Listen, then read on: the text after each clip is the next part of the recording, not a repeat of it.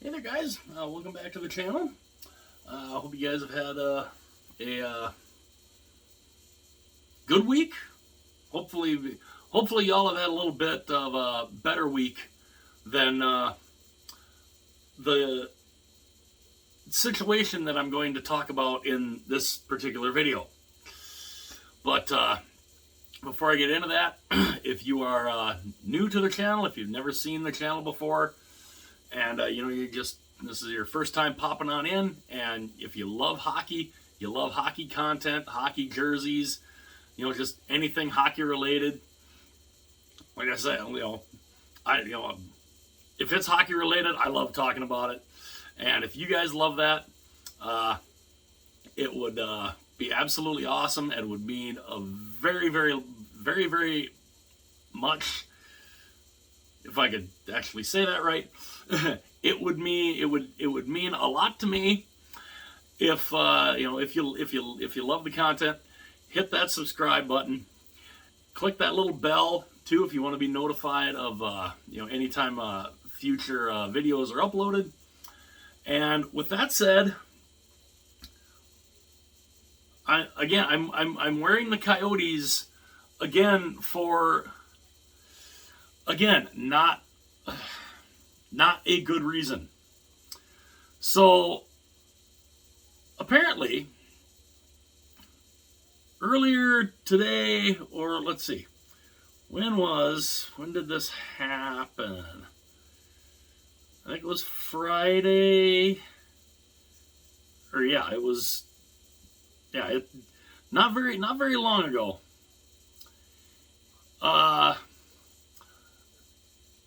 Andrew Barroway, he is a minority owner of the Arizona Coyotes.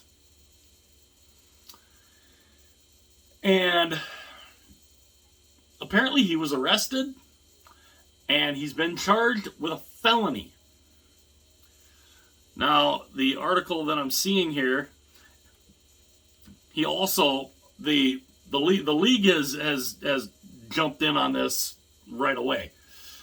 The statement from the league says that the National Hockey League is aware of the arrest of Arizona Coyotes minority owner Andrew Barroway. Pending further information, he has been suspended indefinitely. So he's out as of for right now. But this could cause some bigger issues. Now, this, of course, he's being charged with felony strangulation. So, apparently he tried. I don't know what happened. Don't know a whole lot of details in the case, but apparently he tried to strangle somebody. Now, this could cause some issues, because when the Coyotes signed this deal with Arizona State,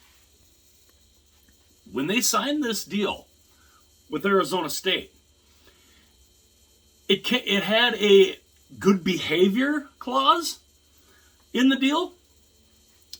And it says here, according to the document, if the Coyotes or Alex Meruelo, become the subject of adverse publicity, contempt, scandal, or ridicule for violating widely held principles of public morality, failing to conduct its business affairs with a high degree of integrity and honesty, and or failing to act as a good corporate citizen, Arizona State can back out of the deal.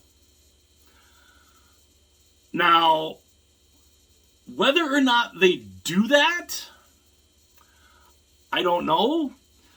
I mean, the quick action that was taken by indefinitely suspending the minority owner, I mean, that's something. But I mean, felony strangulation. And of course, he's already been arrested for it. He's been charged. Could Arizona State look at that situation and say, well, you knew this clause was in the contract. You knew you had to be walking on eggshells here. You knew this was going to happen. This, if you knew this deal was in place, you couldn't screw up in any way. Would Arizona State legitimately boot the Coyotes out of Arizona State? Would they say we're not abiding by this deal? Raises a question. Now, obviously, I'm not saying Arizona State is going to back out of the deal. We don't know. I know. I plan on, I plan on keeping somewhat of a close eye on this to see, especially from that aspect. So, we don't know if Arizona State will back out of the deal. But if they do, if they tell the Arizona Coyotes, hey, your minority owner, is looking at jail time for, whatever. We're not even sure if he's necessarily looking at jail time. The fact he's been charged with a felony kind of makes you think, that might have some jail time. Would that be enough in Arizona State's eyes to use their out clause? And if they do use that out clause, what happens? What do you do? What does the NHL do? Because they haven't even voted on the building yet. The city council okayed it, but they were putting it up for a vote so people could vote on it in, I think, May. Not that far away. So, what do you do? What do you do till then? This is an arena. The arena's not going to be done for at least 4 years if they okay it. But now that might put that in question too, because if Arizona State doesn't have the faith in the Coyotes to act, to not do stupid things like their minority owner, what do they do? What happens? Say the Coyotes go and say Arizona State goes and says, "Yeah, no, you're out. Goodbye. See ya. You're not allowed to play here anymore." What happens? That not only puts the Coyotes in one hell of a spot. What's the NHL do?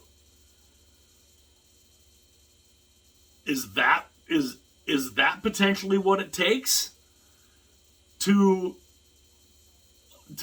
move this team? Maybe. I don't know. Because if they don't have a building, whether or not they have a formal referendum on it, if they don't have a place to play, what do they do? I guess I don't know. Does the NHL try to move them somewhere for? Well, no, they can't. They can't really. They couldn't really do that. It'd be one thing if, because the Arizona Coyotes, they were relegated to playing at Arizona State. Gila River didn't want anything to do with them anymore. Now that's one thing that maybe that might try and come back around and say, well, could we put them back in Gila River and this, that, and the other? Which, by the way, I don't think Glendale. I think Glendale would tell, especially if the NHL came calling or whatever. I think Glendale would probably say, no, pound sand, get out. Because Glendale doesn't want anything to do with them. Nothing. They do not want anything to do with them. The Phoenix Suns owner does not want them in his building. What I mean, again, this is all speculation. We don't know if this is actually going to happen, but boy, does that really puts the Coyotes in a very, very bad spot. I mean, their minority owner has. I mean, you talk about, giving the franchise a swift kick in the backside. I mean, this is a franchise that has been. They've, it's been nothing but turbulence the entire time they've been there. And we all know why Gary wants to keep them there. He wants to keep them there because it's a big market and we can make lots of money. The league can make lots of money. Not the team. The team can't make a profit for anything. They never have. But it's a big market. So that's why Gary and the league are hell-bent on keeping them there. Because if this were anywhere else other than Arizona, these guys would have been out years ago.